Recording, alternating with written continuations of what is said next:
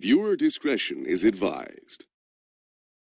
So we then move over to Naruto where he's just chilling and he gets a surprise at the door thinking that it was his Uber Eats order for some ramen.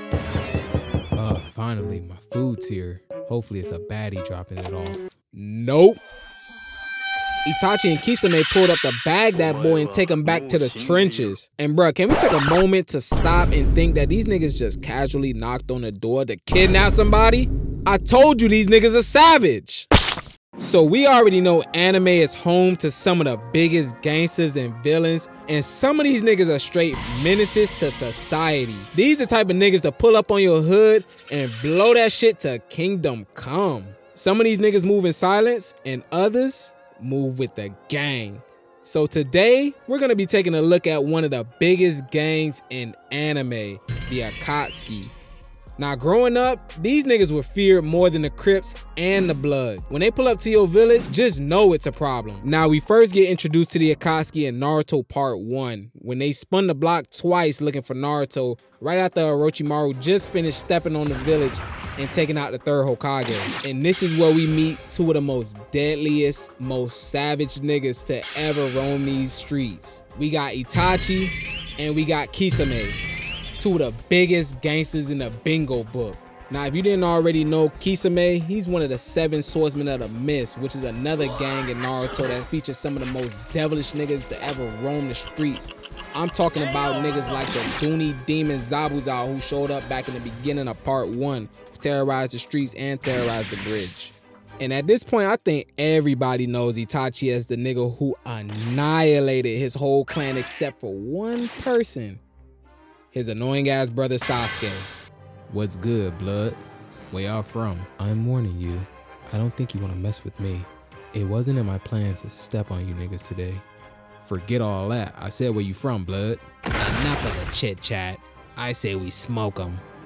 Fine by me. So they pull up on Asuma and Kurenai, and this is where we see the gap in power between the niggas who got it and the ones who don't. Now I ain't gonna lie, Asuma was holding that shit down against Kisame, but Kurenai on the other hand, bruh, Kurenai got her ass folded against Itachi, no cap. Yo, she got her ass straight dogged out by Itachi. Yo, no lie, Itachi is definitely the MVP. Bruh, this nigga put the fear of God in niggas as soon as he opened up his eyes. And Kurenai tried to play my boy with a genjutsu, but Itachi said, man, get that bullshit out of here. I play my reverse Uno card, nigga. And this nigga Itachi ended up trapping Kurenai in her own genjutsu. Bruh, how the hell you get caught in your own genjutsu? That's like setting a bear trap and then going back to step on that shit. And just when you thought all was lost, man, here come my nigga Kakashi. He done pulled up to even out the playing field. He said, man, what's good, y'all boys? I knew I could smell a couple of rats running around in my hood. See, now up to this point in the show, we really thought Kakashi was that nigga. None of the other villains in the show could really touch this nigga, to be honest. But when Itachi showed up, bruh, this nigga really showed us who's the biggest him in the streets. Kakashi, I don't think you want to step there. Oh shit. Kakashi tried to hit the step back and pass the assist to Kurenai, but this nigga Itachi kamikaze his own clone and had these niggas shook to even look him in the eyes. Bruh, you basically gotta fight this nigga blindfolded. Kakashi got caught lacking and put into a genjutsu called Tsukiyomi. Nah nigga, you ain't dead, but you might as well be. Welcome to hell.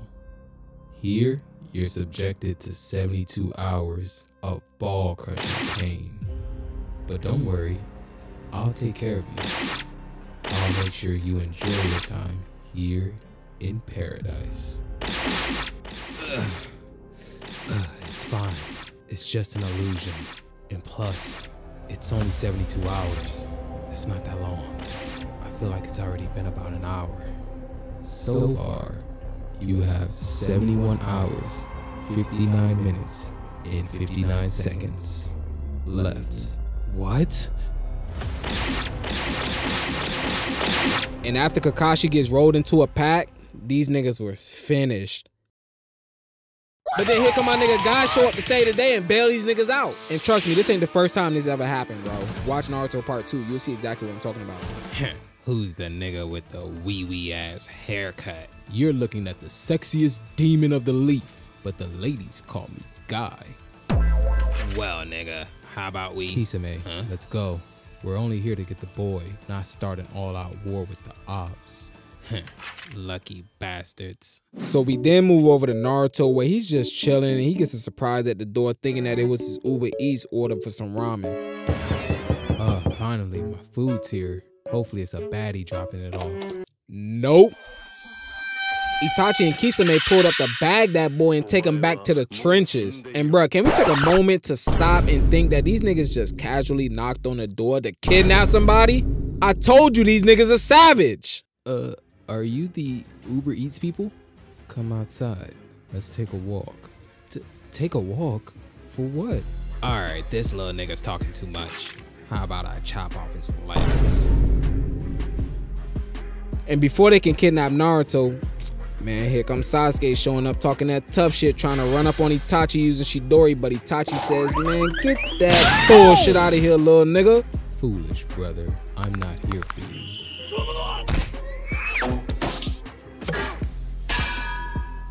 You're weak because you don't have that dog in you.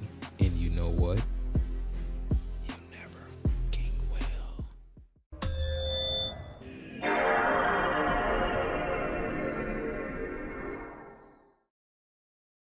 Now Sasuke the second one to get rolled into a pack by Itachi. But they get saved by Jiraiya when he pulls up and asks them boys who want smoke. Jiraiya traps them in the stomach of a toad, but Itachi gets them up out of there using nigga flame no jutsu. And that just goes to show you, two of the strongest niggas in the series up to this point who we thought had the most sauce out of everybody got rolled into a pack almost instantly. Bruh, needless to say, even though these niggas didn't complete the mission, it took one of the legendary Sannin just to stop them. And that was only an introduction to what the biggest gang in Naruto has in store. Now let's move on. After the time skip, we start to meet the rest of the members of the gang, and they meet up in silhouette for the first time to discuss who they gonna run down on next. And the next two members that we meet are Deidara and Sasori. Now if you thought Itachi and Kisame were bad, man, you ain't seen nothing compared to what these niggas have done. They pull up to the Sand Village to capture the head honcho himself, Gaara. You know, Gaara, the same nigga who was murking fools left and right and putting the fear of God in niggas all through part 1. Now they in the sky going at it, and Deidara putting in that work before he loses his arms to Gaara's crush a nigga no jutsu. Now you would think from here, man, Gaara got this shit. Ain't no way he finna lose to this sorry ass nigga. Well, my friend, spoiler alert, that's exactly what happens. What Gaara didn't know was the whole time homie was getting his arm crushed, he was actually mixing the sand with a few grams of that yayo. I'm talking straight white girl, Hannah Montana, Miley Cyrus. And when Gaara got caught lacking, he fucked around and soon found out. The hard way, big dog. Gaara gets kidnapped and taken back to the trenches where he gets his soul taken out of him, and that's where we start to see these niggas ain't playing. And Gaara was just one of the many tail beasts the Akatsuki rode into a backwood. And now we gotta talk about probably two of the most conniving members of the gang, Tobi and Zetsu. Now I'm not gonna spend too much time on these two because I feel like they both deserve their own videos. Zetsu is half plant, half nigga, and Tobi is one of the most annoying niggas in the show until he switched it up on us damn near at the end of the series.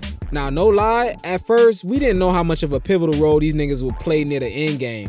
And at first glance, they do both look like a couple of suckers. But don't let looks fool you. And now we gotta move on to the next duo in the gang, and we got Hidan of the Blood Nigga Village and his homie Kakuzu the Finessa, aka the Dead Nigga Duo. We first meet these niggas when they were hunting for the Two Tails and trying to put her into a backwood. And what makes these niggas special is the fact that they both immortal, and not even a blood of Jesus or holy water can slay these two demons. Now after they bag the Two Tails and some bald-headed monk who looks like Aang from Avatar, they pull up to the Hidden Leaf to track down the Nine Tails, but instead they end up running into Asuma and Shikamaru's team. They automatically started to run the fade, but then they realized that these niggas are immortal, and Shikamaru got his ass snuck by Kakuzu. Owie, that really hurt. Y'all on the wrong side of the hood, blood. Where y'all from? Cause it for sure ain't from here. Well, wouldn't you like to know? They continued boxing until Asuma got scratched by this nigga Hidan, and Asuma thought he had the one up on him by blowing that Reggie and lighting his ass up. But he fucked around and found out Hidan actually put that woo on him. And he got burned worse than a nigga who just piped down a thought off the corner of 79th. Cute, cute, cute, cute, cute. I have you now. Hidan turns into a full nigga, and we come to find out any damage this nigga takes would just be reflected on whoever is under his woo spell. He tries to go for the insta-kill, but Asuma and Shikamaru get the one-up on this nigga and chops his head straight off. Man, Asuma, you almost got your ass smoked just now. Yeah, you seen that too, right? Well, that's one down. One more op to smoke. Alright, from here, you would think to yourself, this nigga gotta be dead, right? Even a zombie or a demon dies when you cut his head off. Well, not this nigga. This man got his head decapitated, but he's still talking cash shit like Brenda from Scary Movie. Cocky boo boo baby, could you please help me out? Jesus Christ. And Kakuzu just casually fades Asuma and reattaches this nigga head to his body. They tried everything they could to keep these niggas at bay until reinforcements arrived, but they just ended up getting no dipped in the end. Hidan delivers the final blow, and even Asuma's baby mama felt that shit. Yo, no lie, even I felt that shit when I first watched it. And that is just another body we can add to the list of people the Akatsuki done rolled into a backwood. And something that we smoking on is that 1K pack, so don't forget to go ahead and hit that like button and join the crew. And let's move on to the last gang member of the video, Konan. Okay, so with Konan, there isn't much we can really talk about other than she's one of the most slept on waifus in the show and in all of anime. Nah, but in all seriousness, Konan was really important in like maybe 2 or 3 parts of the series. The first time we see her is when she starts fighting Jiraiya after he pops up in her hood, the Hit and Drip village, when he found out they got beef with the Leaf. She tries to roll him up in a backwood, but he ends up hitting her with the CBD oil and gets ready to smoke her. But before he could, the big stepper of the Hit and Drip village pops out and put niggas in a chokehold. And I think y'all already know who I'm talking about. Now, before we get too far, spoiler alert, I'm not putting pain in this video. This nigga definitely deserves his own video since he's literally 6 niggas in one. So I'm gonna end the video off here. Yo, I appreciate you if you made it to the end of this video. I love y'all, and we on the way to 1K subs. So again, don't forget to go ahead and join the crew, and I'ma holla at y'all in the next video. I'm out. Damn, son, where'd you find this?